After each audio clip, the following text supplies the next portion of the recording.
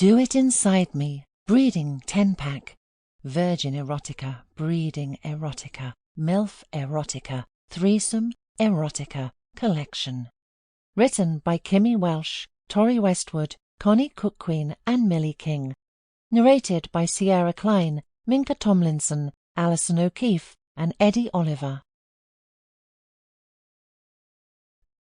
Caged and taken by my boss.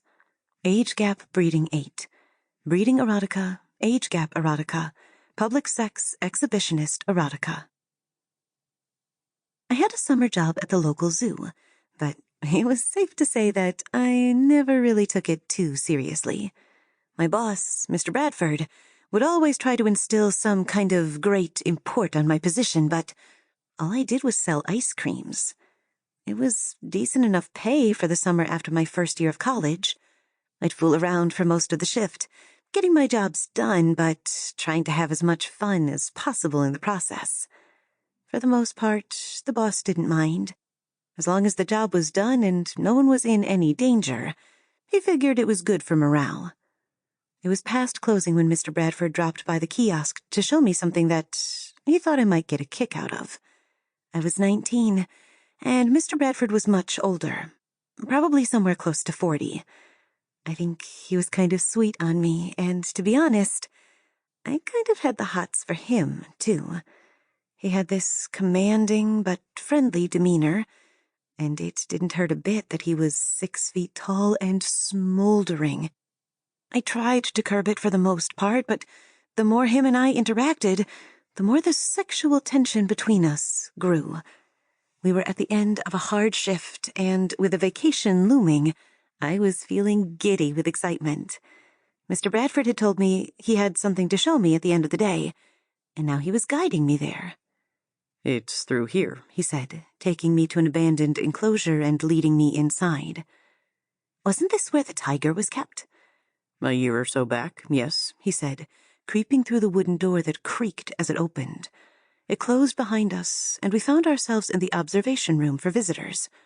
The enclosure itself was sunken with an external viewing platform that wound around the high walls. But there was an internal room lower down where the tigers were kept whenever temperatures demanded it. And that's where we found ourselves now. "How does it already look so old?" I asked, scanning the room. The paint had peeled in places and cobwebs hung from the ceiling. "Back here," he said excitedly, pushing through a staff-only door that had the lock broken off it. "Should we be back here?" I asked, as we ventured into another, darker room that was meant only for the handlers. "Hey, you're with a manager," he said with a laugh, and he squeezed through a gap in the cage beside the metal door that had been pried wider by the previous intrepid explorer. "Think you can fit through?" He nodded at my chest, and I looked down at my sizable tits that pushed against the polo shirts that he'd issued.